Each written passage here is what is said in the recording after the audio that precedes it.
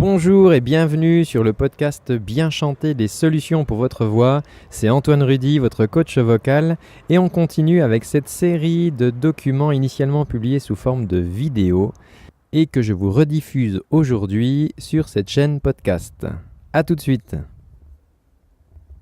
Vous n'êtes pas fait pour chanter. Pourquoi je vous dis cela? Je vais vous l'expliquer tout de suite. Mais juste avant, je vous invite à vous abonner à la chaîne YouTube pour recevoir toutes les semaines de nouveaux exercices et des conseils pour améliorer votre voix. Alors vous allez me dire, c'est un petit peu bizarre. Ça fait plusieurs mois dans plein de vidéos, tu nous dis tout le monde peut chanter, il suffit de travailler sa technique, c'est à la portée de tout le monde. Et maintenant, pourquoi une vidéo? Vous n'êtes pas fait pour chanter, votre corps n'est pas fait pour chanter. Eh bien parce que c'est tout simplement vrai. Anatomiquement, notre corps, les fonctions, les muscles, les organes que nous utilisons pour chanter ne sont pas faits pour ça à la base, et je vais vous expliquer tout ça. Quand nous chantons, nous faisons du détournement de fonction. Qu'est-ce qui est en jeu? Nos poumons. Nos poumons sont là pour stocker l'air. L'air qui contient l'oxygène qui est nécessaire pour nos organes. À la base, cette fonction de remplissage d'air de respiration, elle sert à nous donner du carburant pour notre organisme et pas pour chanter. Quand nous chantons, nous allons devoir gérer notre flux d'air, donc nous allons devoir contrarier un petit peu la respiration naturelle initiale qui, elle, nous sert juste à alimenter en oxygène nos organes. Prenons maintenant l'exemple de nos cordes vocales. Nos cordes vocales ne servent pas à la base à chanter. Nos cordes vocales sont comme une soupape qui va protéger l'accès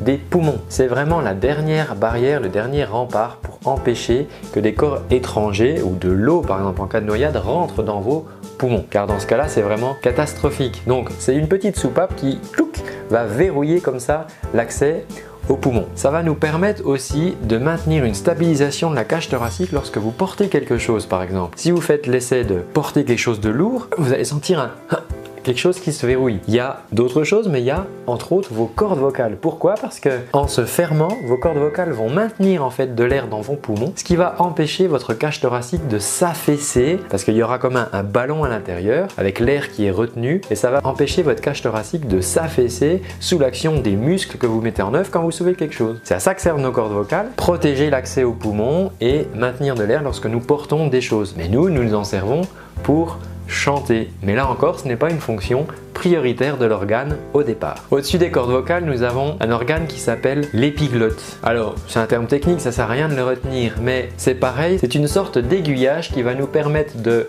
router l'alimentation, d'aiguiller en fait l'alimentation dans le bon conduit côté œsophage plutôt que côté trachée, parce qu'on ne veut pas que les aliments aillent dans les poumons, mais on souhaite qu'ils aillent dans l'estomac. Et donc cette épiglotte nous sert en fait d'aiguillage comme ça, en se rabattant et en bouchant l'accès aux poumons, et l'alimentation va pouvoir aller côté de l'estomac. Cette épiglotte, nous, pour chanter, on va s'en servir pour projeter notre voix, pour avoir un son plus fort. Les chanteurs de rock vont s'en servir aussi énormément. Mais à la base, c'est vraiment une fonction d'aiguillage lorsque nous déglutissons pour éviter que ce que nous mangeons aille dans les poumons. Parlons de la langue. Nous servons de la langue pour articuler, pour parler et pour chanter, mais la langue, elle, a plutôt une fonction dans la mastication et dans la déglutition. Elle va pousser les aliments et les inciter à aller descendre à l'intérieur pour qu'on puisse les avaler. Mais la langue au départ n'est pas là pour chanter, donc c'est encore pas une fonction primaire. Elle nous sert aussi, on a des capteurs par rapport à l'alimentation pour détecter ce qui peut être dangereux pour nous, amer, acide. Donc c'est ce qui va nous faire recracher quelque chose de désagréable par exemple. Mais c'est encore une fonction, je dirais, primaire, vitale pour l'organisme, alors que sa fonction pour le chant est finalement une fonction détournée. Pareil pour le nez et la bouche. La bouche est plutôt destinée à la partie alimentation. Le nez, lui, va nous servir vraiment pour respirer. C'est ce qui nous permet de continuer à respirer lorsque nous avons par exemple la bouche fermée en dormant, si vous dormez avec la bouche fermée, mais c'est aussi ce qui va nous permettre de continuer à respirer pendant que nous mangeons. Les aliments passent par la bouche et l'air passe par le nez. Quand nous chantons, nous faisons l'inverse parce que nous respirons, en tout cas je vous incite à le faire et je l'explique ça dans une autre vidéo, je vous incite à respirer plutôt par la bouche parce que c'est beaucoup plus rapide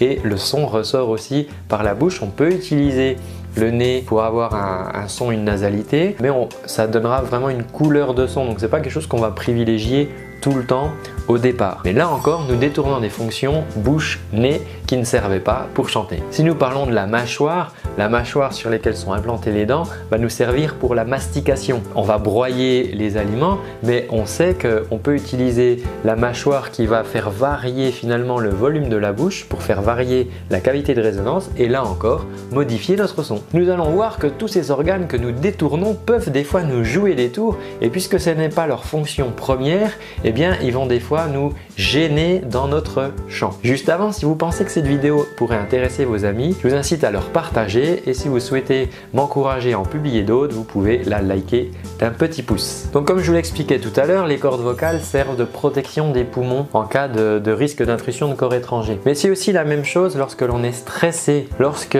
j'en ai déjà parlé dans une précédente vidéo, mais lorsque vous avez de l'anxiété ou du stress, votre corps analyse ça comme une agression extérieure ou en tout cas un risque et il va mettre en place des phénomènes de protection. Vos cordes vocales en font partie puisqu'elles protègent une fonction vitale qui est l'accès aux poumons. Et c'est pour ça qu'on va se retrouver des fois avec la gorge nouée, comme ça un petit peu le kiki serré là, parce que ça peut être une réaction au stress et c'est une réaction finalement assez primaire, basique, c'est un réflexe de votre corps. Nous pour chanter, on souhaite que tout soit le plus libre possible et donc on va détendre cette zone. Alors si vous rencontrez ce problème, je vous donne un exercice dans une vidéo précédente que je vous indique ici avec la voix Dark Vador. On voit justement comment on peut détendre cette zone pour chanter plus librement. Un autre exemple dans la gestion des priorités, c'est que je vous disais tout à l'heure que l'air nous alimentait en oxygène pour alimenter nos poumons, mais c'est pareil avec la boisson. Lorsque nous buvons pour hydrater notre corps, nos cordes vocales ont besoin d'être hydratées, c'est quelque chose d'essentiel pour elles, mais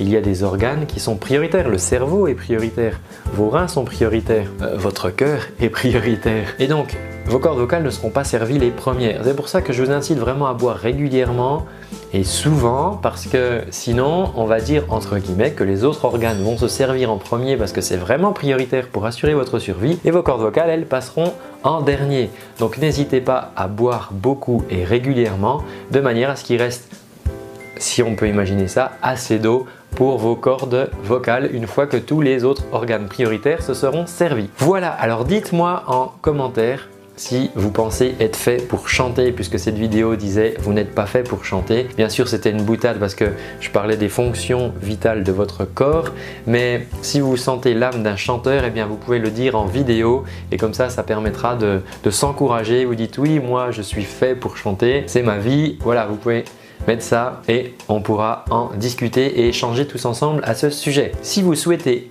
continuer à améliorer votre voix et à la développer, je vous incite à vous abonner à mes 30 jours de cours offerts sans aucun engagement. Pour ça, rien de plus simple, il suffit de me dire à quelle adresse mail vous souhaitez que je vous envoie les exercices et toutes les semaines pendant un mois, vous recevrez des vidéos dans lesquelles nous pratiquons ensemble, vous et moi, les exercices pour vous guider vers votre nouvelle belle, jolie, la voix que vous voulez pour bien chanter. Je vous dis à très bientôt de l'autre côté et surtout, prenez soin de votre voix.